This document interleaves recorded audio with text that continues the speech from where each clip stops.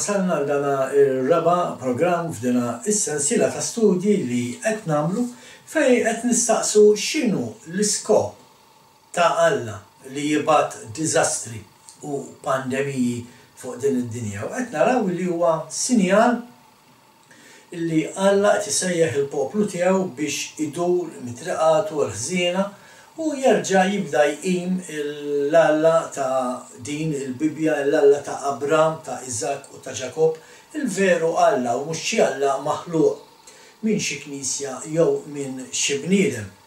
Disgrazzjatament dan huwa dak li l-bniedem jagħmel jiffolowja Allat li l-bniedem jiġi mgħallem minn persuni oħrajn fil-knejjes u għaldaqstant ma jkunx għalkemm minn għalih li qiegħed verament jadura lill-Alla ma jkunx fil-fatt qed jadura lill-Alla ta' Abraham, Iżak u ta' Ġakob. U bħalma għedna l-ewwel kmandament kien għadu jibqa' dejjem l-istess, l-ewwel regola fost l-10 kmandamenti huwa jien Alla sidek u ma jkallokx Allat oħra għajri. U qed ngħidu kif Alla ma jħux pjaċir meta aħna naduraw Allat oħra, anke forsa ma nafux li qed nadurawhom imma għal Alla qed nadurawhom meta qed nagħtu qima lill-bniedem flok lill-Alla, meta qed immorru wara l-bniedem naċċettaw dak li l-bniedem jagħmel sforz anke akkost li nafu li huwa ħażin bħalma semmejna pereżempju nies li jitħallsu fix-xena tal-isport, pereżempju sportivi li jitħallsu miljuni kbar ta' flus. Meta qed naraw dinja li pajjiżi nies imutu bil-ġuħ li jistgħu jiġu mejjuna b'daw il-flus. Imma aħna naslu li mmorru wara dak il-plejers, wara dak il-klabs tal-futbol, wara kull tip ta' sport fl-aħħar mill-aħħar. Meta Alla qed jgħidilna isma' ħarsu idfgħu ħarskom lejn l-affarijiet li huma tiegħi u mhux l-affarijiet li huma tad-dinja.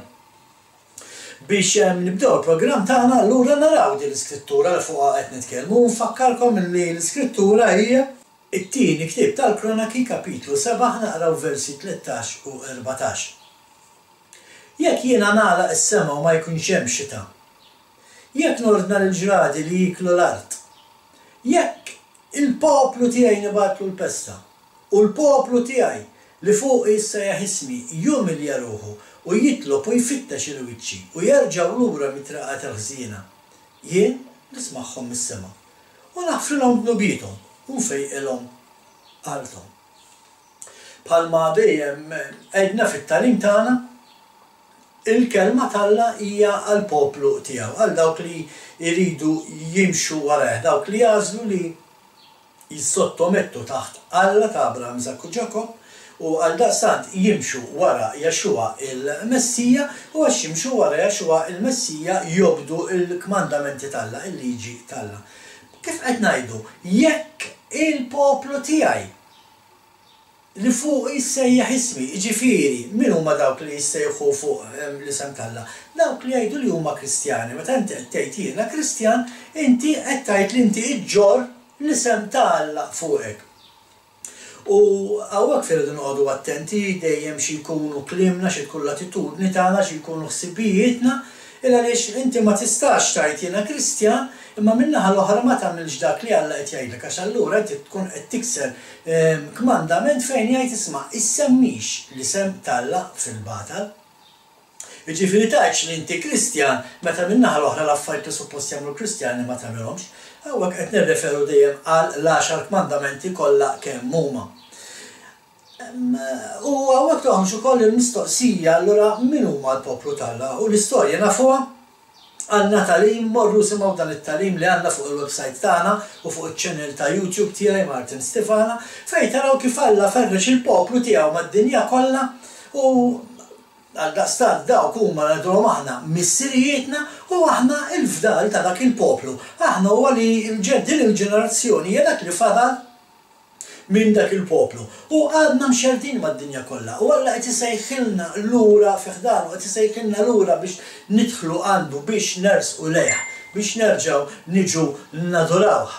U allura li mirridu naraw minnu dan il-poplu t'Alla u l-poplu t'Alla qed ngħidu ismu huwa l-poplu Ingliż. poplu Amerikan, il-poplu Kanadiż, poplu Awstraljan, daw kollha li ħerġin mit-tribu ta' Efraim u ta' Manesse li appartienu għad-dar ta' Izrael. Id-dar ta' Izrael li hija wkoll magħrufa id-dar ta' Giuseppi. Għaliex hija magħrufa id-dar ta' Giuseppi? Għax minna ħarġu Efraim u Manesse illi kienu jeżistu fin-naħa ta' fuq ta' Izrael ġew inferxu mad-dinja kollha u nerġa' ngħid aħna dak il-fdal. X'qed naraw jiġri madwarna, ftakru li s-suġġett huwa x'inhu l-iskop li Alla jibgħat il-kastigi f'din id-dinja, għaliex naraw id-diżastri, għaliex naraw l-pandemiji. Bħalma diġà semmejna, bħalma qalilna anke Jexua fil-Vanġelu tal-Luqa, dan mhuwiex it-tmiem, huma biss sinjali, mhuwiex it-tmiem tad-dinja kif nafuha aħna, il-ħajja fuq id-dinja kif nafu aħna. Għaliex għax aħna nafu li qed tiġi sema ġdida, qed tiġi għal ġdida fejn il-poplu tal-Alla jgħammar mbagħad għall-eternità. Kontrarju għal dak li ħafna jaħsbu li ħankunu qed ngħixu fil-ġenna jew fuq xi sħaba, lew il-poplu tal-Alla l-kelma tiegħi għall-inqas li għandi jiena hawnhekk, il-kelma tal-Alla li għandi jiena tajt illi l-ġusti jirtu l-art, fuq din l-art ħadd tkun il-ħeta dejjem, ma dak studju ieħor. Imma x'qed naraw? Dan li qed naraw mhuwiex it-tmiem tad-dinja kif nafuha għalkemm tista' tkun it-tmiem ta' l-istil ta' ħajja kif nafuh. Diġà qed naraw bħalma semmejna fl-aħħar programm Alla b'dan il-kastigi qed iwaqqaf, qed jagħlaq, qed iżomm li jseħħ dak kollu li ma jagħtix glorja lilu imma jagħti glorja lill-bniedem. Smajna pereżempju kif anke d-Dipartiment tas-Saħħa Malta qed jgħidilna isma' il-milied din is-sena se jkun differenti. Ħa nagħmilha ċara li ma tagħmilniex differenza, jiena ma nemminx fil-milied, jiena ma niċċelebrax il-festa pagana tal-milied, jiena niċċelebra is-seba' festi ta' Alla u għaldaqstant ma tagħmilx differenza kif jiġi ċelebrat il-milied fid-dinja. Imma anke l-bniedem ġifieri stess qed jgħid isma' l-affarijiet se jkunu differenti. Mhux se jibqgħu l-istess 99% sa Diċembru u nfakkarkom li llum għadna qegħdin hemm f'Mejju, imma jista' jkollu sa Diċembru nistgħu nkunu għadna għaddejjin bis-social distancing, nistgħu nkunu għadna għaddejjin bil-maskri ma' wiċċna. Min jaf, imma nistgħu fuq il-pariri li qed ituna mid-Dipartiment tas-Saħħa jista' jkolli daw l-affarijiet kif dejjem nafuhom aħna l-ħajja kif nafuha aħna jaf ikollha tieħu xi sura oħra u dik li kienet norma għalina sta tispiċċa u nibdu ngħixu taħt ċirkostanzi differenti. Xi jfisser da kollu? Dan kollu huwa sinjal minn Alla li qed jgħid nisma' xbajt id-dejjaqt jifqu. U allura x'inhu xogħolna, x'irridu nagħmlu aħna? Irridu naraw jekk dak li qed nagħmlu aħna huwa ħażin u mhux qed joġob il-Alla u Alla qed jikkastigana tiegħu. X'irridu nagħmlu issa? Allura, x'qed nagħmlu ħażin? Irridu nkunu nafu x'qed nagħmlu ħażin li permezz tal-li qed nagħmlu qed nattiraw dawn il-kastigi. U hawnhekk ħanidħlu għas-suġġett tagħna illum f'dan il-programm. Il-virus li għawidur bħalissa fid-dinja huwa virus li ma tarax. Imma tista' taraħ taħt il-mikroskopju. Il-problema fid-dinja fil-ħajja spiritwali hija li hemm mikrobi illi ma taraħħomx taħt il-mikroskopju. Anzi ħan ikkorreġi lil innifsi. Hemm mikrobi spiritwali li ma jidrux taħt il-mikroskopju. Hemm affarijiet illi Alla jgħidilna li jobot illi jafu jkunu ġo fik. U għax inti għalik dik hija norma hekk imdorri minn meta kont żgħir, għalik m'inti qed tagħmel xejn ħażin, għalik m'inti qed tagħmel l-ebda ħsana, imma ma tafx li għandek virus ġo fik illi ma jidrix. Dan l-istess bħal dan għal-virus li hawn bħalissa illi qed niskopru issa kif dan il-virus tista' tkun pożittiv għalih u m'għandekx sintomi. L-istess ħaġa fir-realm spiritwali. Inti jista' jkollok virus spiritwali ma jidhirx, inti infettat bih, imma m'għandekx sintomi ma tafx li għandek dan il-virus imma qiegħed qed tagħmel ħsara qed tinfetta il-ħadd ieħor bih. Ejja ħanaraw pereżempju x'tgħidilna il-kelma tal-Alla fuq dawn l-affarijiet u nitlobkom tmorru miegħi fil-ktieb tal-Proverbi, ktieb tal-Proverbi kapitlu 6 U ħanaqraw minn versi 16 sa 19. Ktib tal-Proverbji kapitlu 6 versi 16 sa 19 jaqra hekk. 6 ħwejjeġ jobgħod il-mulej, 7 huma li ma jaħmilhomx, għajn merfuqa, il-sin giddib, idejn li jxerdu dem bl-ħtija, qalb li trawwam ħsibijiet qarrieqa, riġlejn li jiġru ħfief għal-ħażen, fom li jixed bil-qerq il-gideb, u bniedem li jaqla il-ġlied bejn l-aħwa.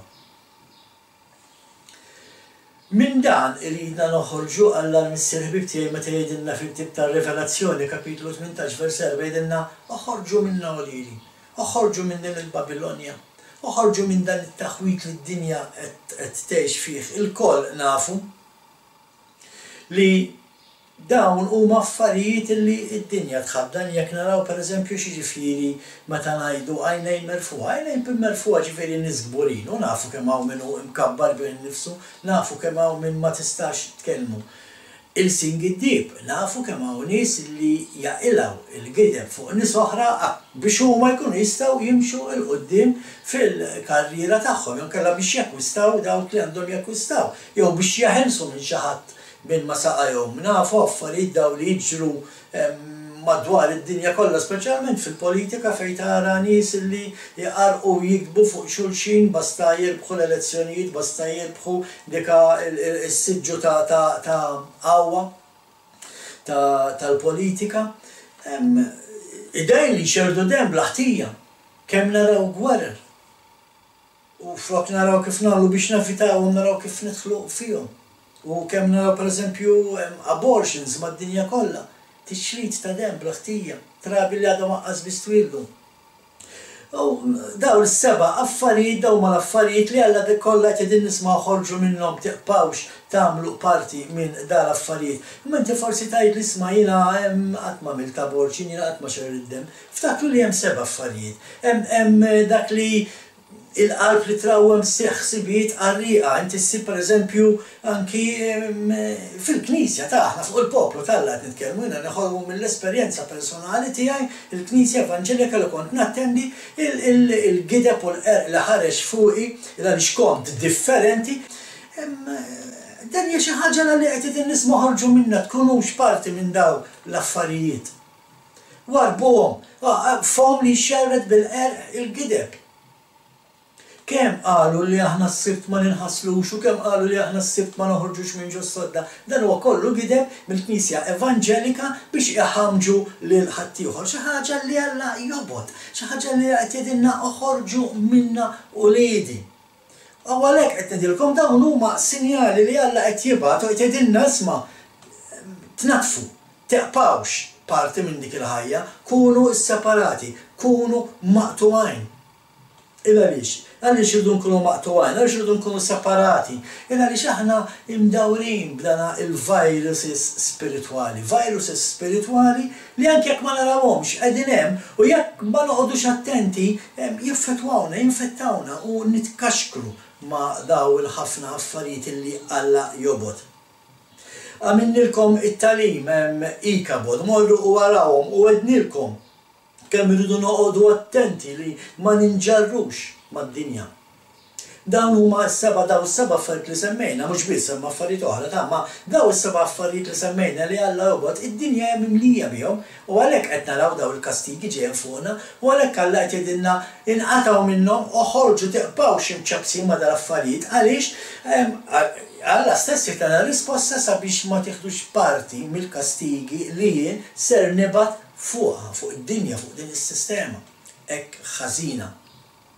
U allura rridu noqogħdu attenti li ma niġux infettati f'din b'dan il-viruses. Ma ninsewx bit-tiegħi ma nagħmlux tal-pulijiet, ma naħsbux li aħna xi Allat, aħna nafu li qegħdin f'din id-dinja. Hawnhekk qegħdin, għalkemm aħna maħniex ta' din id-dinja, anki Jaxxua stess fit-talba tiegħu li jagħmel. Meta talab il-Alla l-Missier Jaxxua, dak li għallu isma' mhux qed ngħidlek biex toħodhom minn din id-dinja, qed ngħidlek speċi nitlob sabiex tipproteġihom, sabiex ikunu attenti illi ma jiġux imkaxkra ma' din is-sistema ħalli ma jintilfux. Araw kemm sabiħa din it-talba li jagħmel Jaxxua għalina illi aħna followers tiegħu aħna li nimxu warajh. U morru miegħi fil-Vanġelu ta' Ġwanni kapitlu 17 versi ħanaraw minn 12 sa 19 u jaqraw hekk. Kemm domt magħhom jien ħaristhom fl-isem tiegħek l-isem li tajtni. U jiena ħadd ħsiebhom. U ħadd minnhom ma ntilef ħlief bejn it-telfien biex isseħħ l-Iskrittura.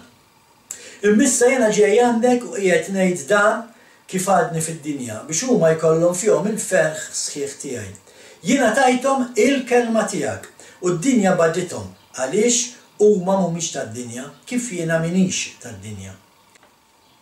Ma nitolbokx li twarrabhom mid-dinja imma li tħarishom mill-ħażin.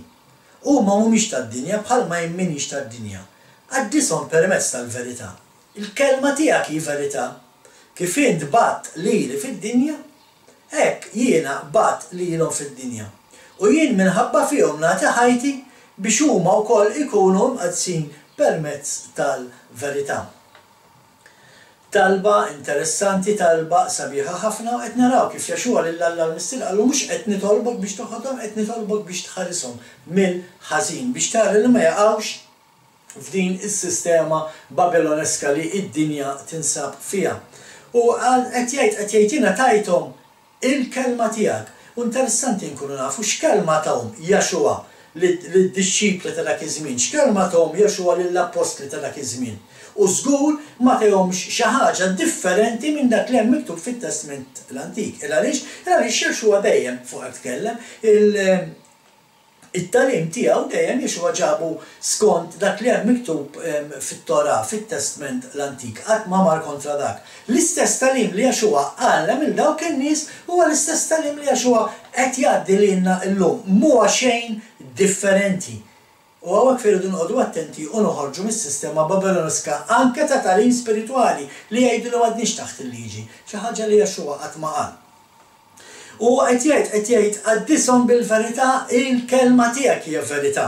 U dan ġbajna ngħiduh, inna ħafna nirrepetuh, immorru u nsibu x'inhi din l-Iskrittura, immorru f'Salm pereżempju 119 vers 142 fejn jaqra hekk ara, il-ġustizzja ta' dejjem, il-ġustizzja tiegħek u sewwa il-liġi tiegħek. Dik hija l-verità, dik hija l-kelma tal-Alla, dak li hemm miktub fil-liġi. U dan hu il-messaġġ bibliku, dan hu l-messaġġ bibliku mill-ktieb tal-Ġenesis, sal-ktieb tal-Revelazzjoni, il-messaġġ il-bxara tajba hija duru lejn Alla, duru lejn il-liġi tiegħu. Erġgħu ibdew imxu fit-triq it-tajba, it-triq li twassal għall-eternità. U t-triq li twassal għall-eternità hija t-Torah, fuq dik irridu nimxu. Nafx qed tgħid ħafna minnkom qed tgħidu le l-importanti li temmen f'Ġesu llum, ser nitkellmu fuqha wkoll dalwaqt minn hawn u ftit ieħor. Imma qed naraw kif hemm 7 affarijiet illi semmejna li Alla jobgħod u jiġbru fihom ħafna affarijiet li jseħħu madwarna. Qed naraw id-dinja hija mitlufa f'affarijiet oħra, d-dinja mitlufa f'affarijiet li Alla jobgħod u għaldaqstant ma tridx, għas trid tisma', għas biss trid tiftaħ u tara x'hemm miktub fil-kelma tal-Alla. U għalhekk għaddejjin minn dak kollu li aħna għaddejjin. Id-dinja ma tridx tagħti glorja lill-Alla, id-dinja tagħti glorja lill-bniedem. Imma aħna bħalma diġà qed naraw anke permezz ta' dan il-virus, dak kollu li jagħti glorja lill-bniedem spiċċa, dak kollu li jagħti glorja lill-bniedem bħalissa huwa wieqaf. Kemm veru li d-dinja tasal li tonora l-bniedem u mhux tonora lill-Alla. Qed naraw f'da kollu, pereżempju riċentament għadha l-għodu stess fuq l-aħbarijiet, qed naraw li l-Ġermanja f'nofs Mejju se terġa' tibda il-logħob tal-futbol fil-lig tal-Bundesliga.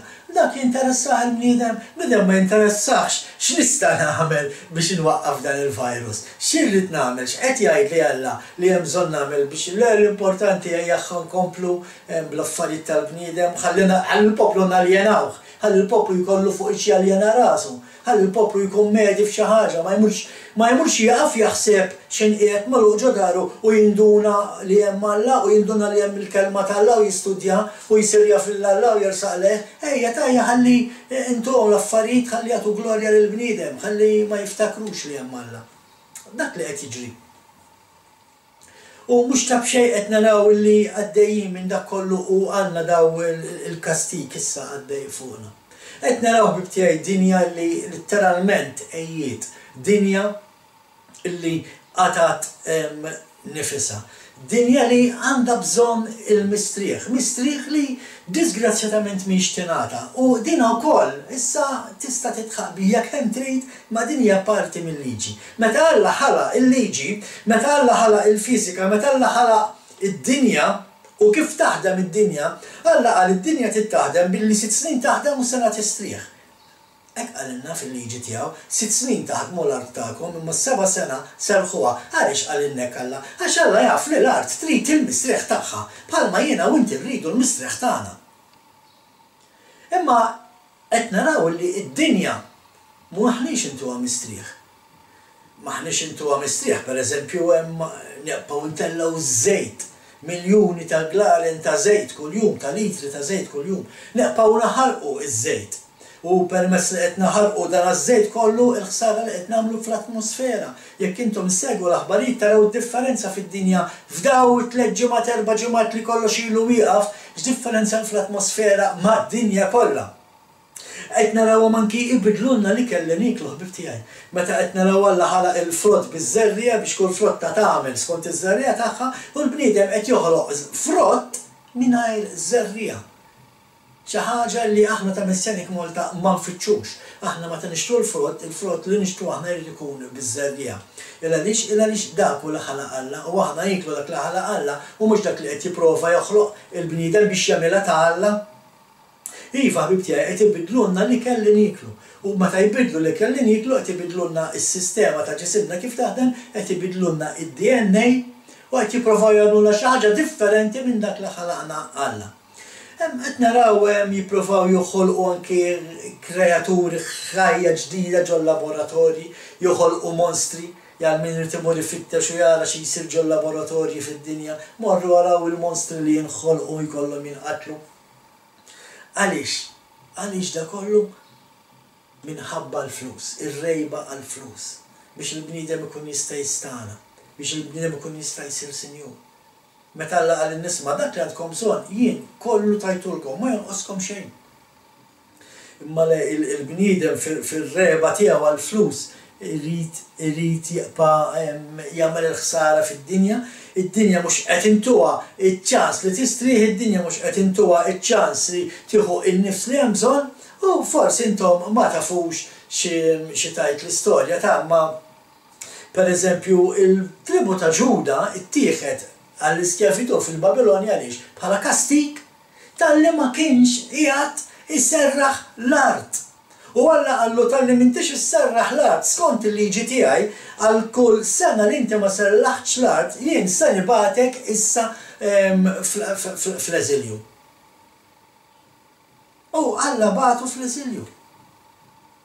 Għalhekk dak kien il-kastik għax it-tribu ta' Ġuda ma kienx qiegħed isserraħ l-art. L-istess, issa nitkellmu fuqha wkoll bħalma ġara fin-naħa ta' fuq tad-dar ta' Giuseppi. Ejja naraw x'qalilna l-Apostlu Ġwanni ispirat mill-Ispirtu Santu fuq li nħobbu dak li hu tad-dinja u ma nħobbux dak li hu ta' Alla u li qed nagħmlu ħsara kbira. Morru miegħi fl-ewwel ittra ta' Ġwanni, l-ewwel ittra ta' Ġwanni t-tieni kapitlu, versi 15 sa 17 jaqraw hekk. Tħobbux id-dinja u anqas dak li hemm fiha. Jew jekk xi ħadd iħobb id-dinja li mħabba tal-missier ma tammarx fih. Kull ma fiha d-dinja, jiġifieri l-ġibda tal-ġisem u l-ġibda tal-għajnej u l-gburija tal-ħajja, dawn mhumiex ġej mill-missier imma mid-dinja.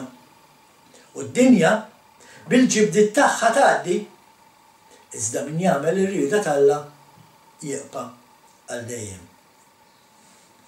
Naraw Alla x'qed jgħidilna permezz ta' Ġwanni, tħobbux id-dinja tintrabtux mad-dinja, d-dinja tgħaddi.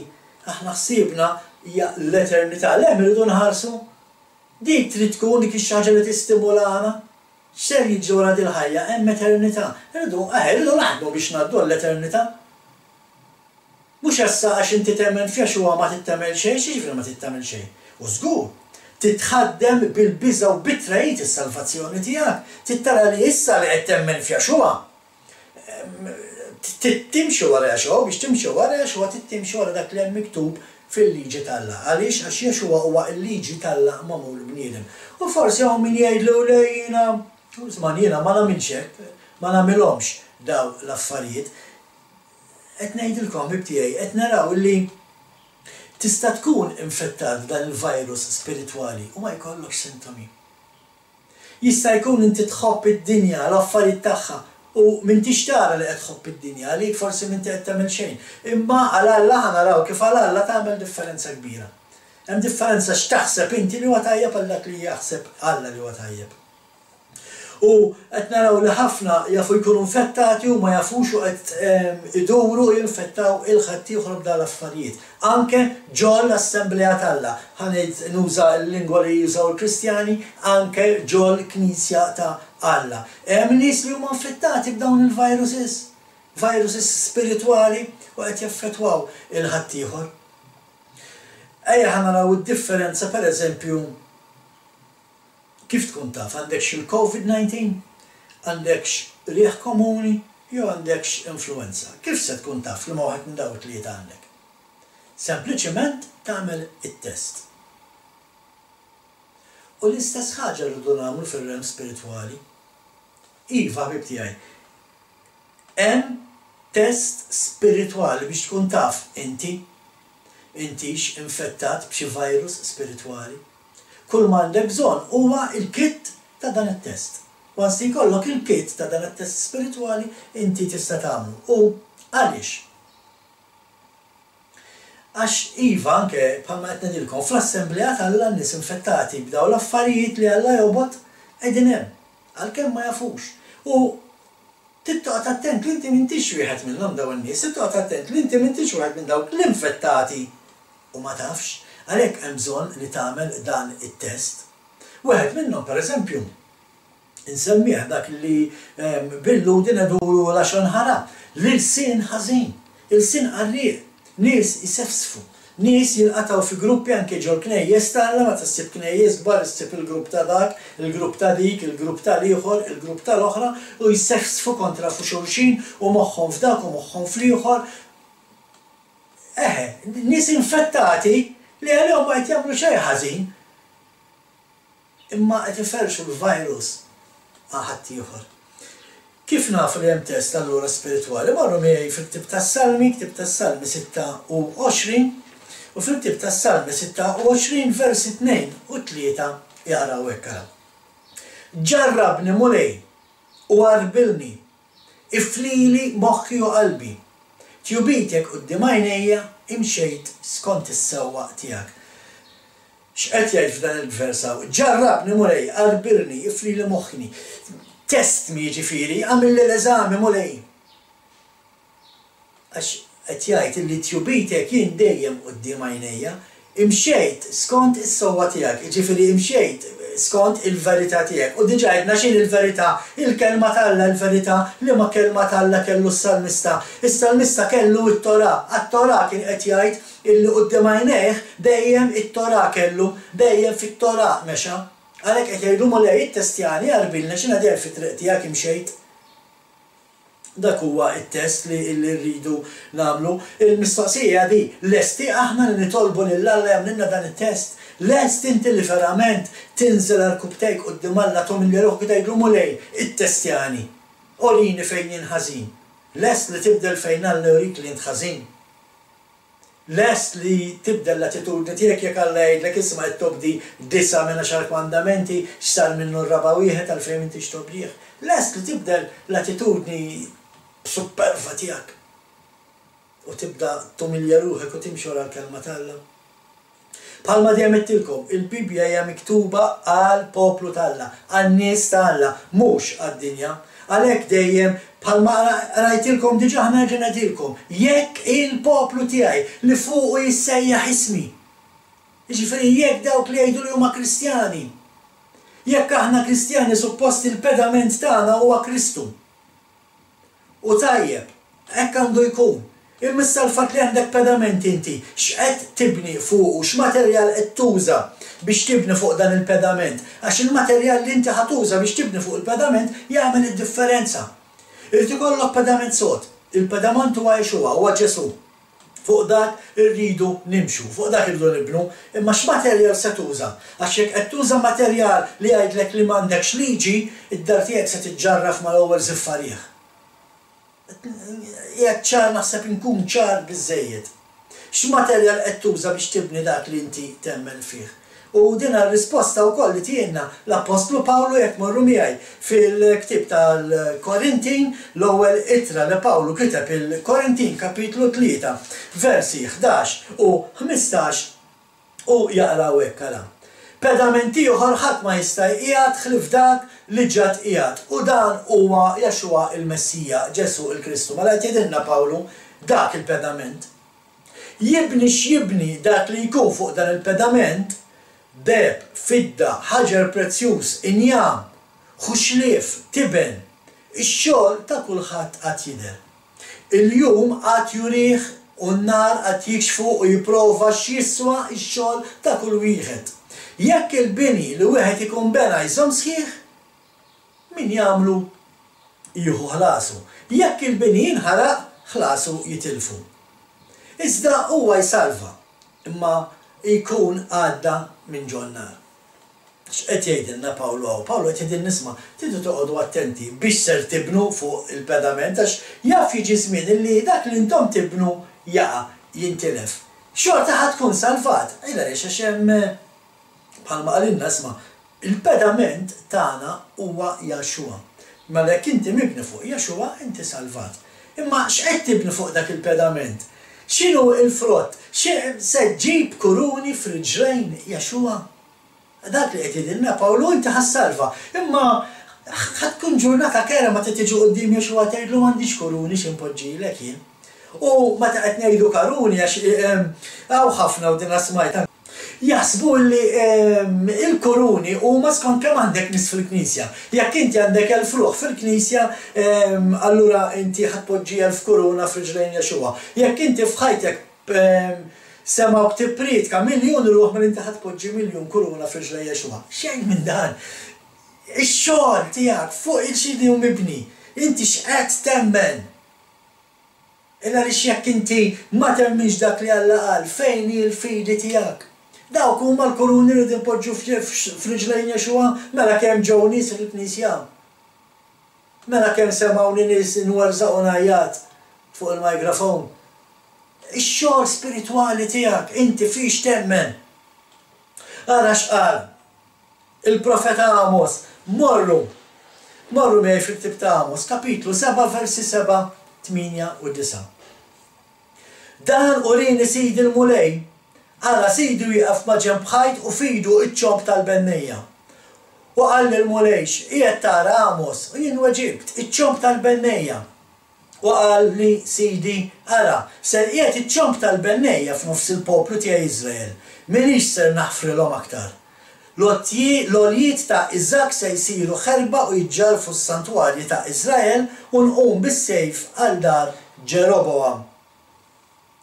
Ħbib tiegħi hawnhekk Alla qed jitkellem fuq id-dar ta' Iżrael. X'bajt ngħidilkom id-dar ta' Iżrael jiena u inti. Aħna, min kien Ġeroboam? X'qed jgħid hawnhekk Alla? Inqum bis-sejf għad-dar ta' Ġeroboam. Ġeroboam huwa dak is-sultan li kien in-naħa ta' fuq ta' Iżrael illi x'għamel da ħażin. Għandna studju morru semgħuhom dan l-istudju kollha qegħdin fuq il-website tagħna. L-iżbal li dnub ta' Ġeroboam kien illi bidel il-ġranet tal-festi tal-mulej għallu hija flok ikunu fl-10 tax-xahar ħamilhom fl-14. X'differenza tagħmel? Għal Alla tagħmel. Għal Alla tagħmel differenza tiċċelebra x'is-seba' festi tiegħu jew inkella tiċċelebra l-Easter u l-Christmas u San Valentinu. Iva tagħmel differenza kbira ħbib tiegħi.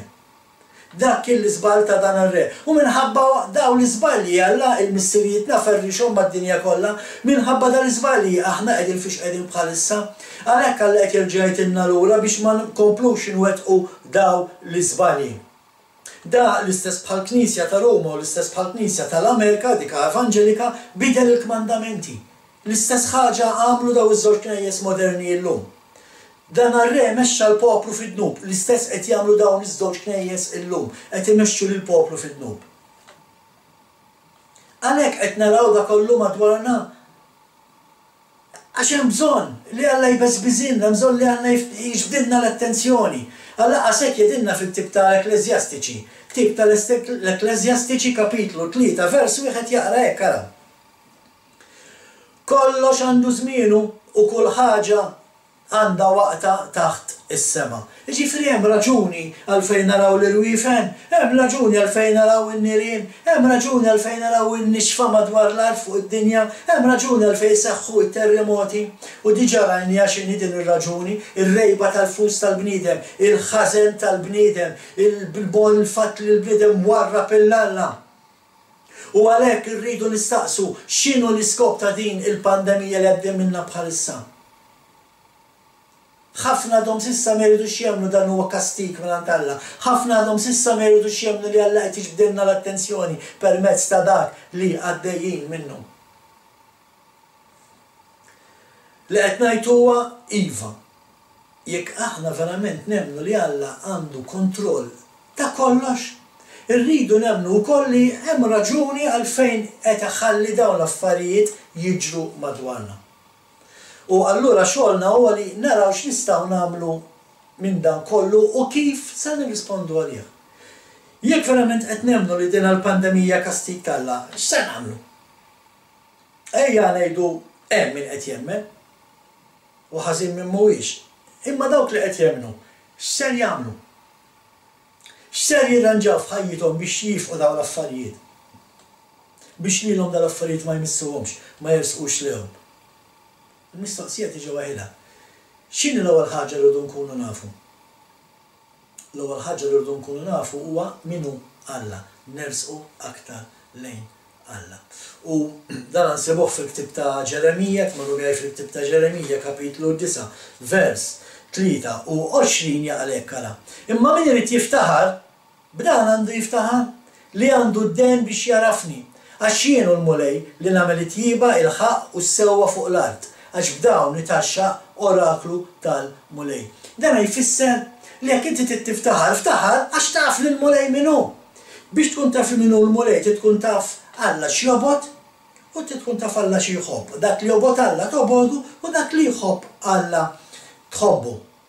U rridu nistudjaw Alla x'jobod. U diġà rajna Alla x'jobod, ħbib tiegħi. Qedtilkom Alla qatt ma nbidel Alla għadu l-istess bħalma kien 6000 sena ilu Alla huwa l-istess illum, dak li kien jobod 6000 sena ilu għadu jobodu llum, dak li kien iħobb 6000 sena ilu għadu jħobbu anke illum. U diġà rajna is-seba' affarijiet illi Alla jobod, rajna illi Alla jobod għajnejn merfuqa, il-sin giddib, idejn li jxerdu dem blaħtija, qalb li trawwam ħsibiet qarrieqa, riġlejn li jiġru ħfief għal-ħażen, fom li jixed bil-qerq il-gideb u bniedem li jaqla ġlied bejn l-aħwa. Imma dak mhux kollox. Ejja verament ħanamlu dak it-test spiritwali u jekk tridu tagħmlu test spiritwali, apparti dawn is-seba' affarijiet irridu nitnatfu minnhom, jekk aħna infettati bihom fl-aħħar mill-aħħar sewwa, ma għamil infettat b'xi wieħed minnhom irid jitnaddaf irid ifih. Imma morru miegħi Salm 24, Salm 24 versi 3 u 4 ukoll huwa test li rridu nagħmlu aħna. Araw xejn dan is-Salm. Salm 24 versi 3 u 4. Min jista' jitla' fuq l-għolja tal-mulej? Min joqgħod fil-post imqaddes tiegħu? Min għandu jdejh indaf u qalbu safja? Min ma jagħtix ruħu għall-fruqa u anqas ma jaħnef bil-qerq. Dak huwa test ieħor li l-Knisja tittamel kull persuna tistaqsi li l-annifisa tarbel li l-annifisa bħal medinna Pawlu ħalli ma rġux ġudikati fl-aħħar. Ħana nablu lil nfusna, għandna xi ħaġa minn daġu l-karattru tagħna mhux biss. Ħammorru wkoll Salm 15, Salm 15 illi jaqra hekk nibda minn vers wieħed. Mulej, min jammar fid-dar tiegħek? Min joqgħod fuq l-olja mqazza tiegħek? Min jgħix bl-ħtija u jagħmel it-tajjeb? Min jgħid issewwa f'qalbu, min ma jqasqas bil-sinu, min ma jagħmilx denen il-ġaru u ma jgħajjarx il-lajru, min ma jistmax lill-bniedem ħażin, imma jweġġaħ lil dawk li jibżgħu minn mulej, min iwiegħed u jżomm kemmtu, min jislef u ma jitlobx imax u ma jixxaħħamx kontra minnu bl-ħtija. Min jagħmel dan qatt ma jitħarrek, mela qed naraw illi fuq il-pedament li huwa xuha irid ikollok anki daw ir-rekwiżiti ta' Salm 15 biex id-dar li tkun bnejt inti ma tiċċaqrax. Il-test ma jaqafx hawn, aħna għaddu għar-raba test. Ir-raba test, il-pritka li Jaxua stess għamel fil-Vanġelu ta' Mattew li nsibuha fuq 3 kapitli, kapitlu 5, 6 u 7, fejn Jaxua fetaħ ħafna il-liġi tal-Alla biex jispjega. Morru waqrawa u waraw jekk għandkom xi ħaġa li tridu tbidlu fil-karattru tagħkom biex tagħmlu dak li Jaxua tkellem fih f'dawn it-3 kapitli. Mbagħad għandek il-5 test l-iktar wieħed modern li nsibu fil-Bibja l-iktar test modern, l-istandard tas-7 knejjes li nsibu fil-Ktieb tar-Rivelazzjoni. Inti għandek xi difett milli Jaxua qed isemmi f'dawn is-7 knejjes? Għandek bżonn titnaddaf minn xi ħaġa li Jaxua qed jgħid isma' dan huwa ħażin u ma jogħġobnix. U meta narblu lil nfusna permezz ta' dan it-test u allura inwettqu daw ir-rekwiżiti u mbagħad nibtieq verament ma jkollniex għalfejn nibżgħu minn dak li qed jiġri madwarna. Għalhekk importanti nagħmlu dan it-test. Ħalli meta nagħmlu da kollu, meta nagħmlu lil nfusna u naħħu dak li huwa ħażin, ma jkollniex għalfejn nibżgħu ma ninħasdux meta jiġru dal-affarijiet. Anzi, kull ma jkun rridu nagħmlu biss huwa inħarsu l-fuq. Għaliex? Għax dalwaqt raġa' ġej il-Messija. Dan huwa dak li qalilna Jaxua fil-Vanġelu ta' Luqa kapitlu 21 vers 28 meta jibda jseħħ dan kollu. Qawwu qalbkom u erfgħu raskom għax il-fidwa tagħkom tkun fil-qrib. Fuq dik l-iskrittura ħanalqu dina is-sensiela ħbib tiegħi tkellimna f'din is-sensiela fuq mill-pandemiji u l-kastigi li Alla qed jibgħat fuq din id-dinja, il-bżonn li narfu x'hemm ħażin, il-bżonn li nirranġaw dak li hemm ħażin sabiex imbagħad aħna meta naraw dak kollu jseħħ ma jkollniex għalfejn nibżgħu nitwerru, ma jkollniex għalfejn nitħawdu, imma sempliċement jonqosna biss inħarsu l fuq għax Jaxua il-Messija dalwaqt jerġa' jiġi. Bħalma dejjem qedtilkom ħbib tiegħi qatt tagħtu każ qatt temnu dak li jgħid il-bniedem, emnu biss dak li hemm miktub f'din il-kelma sakemm nerġgħu nintaqgħu f'sensiela oħra f'isem sħabi ta' Malta Missjanika nsellmilkom.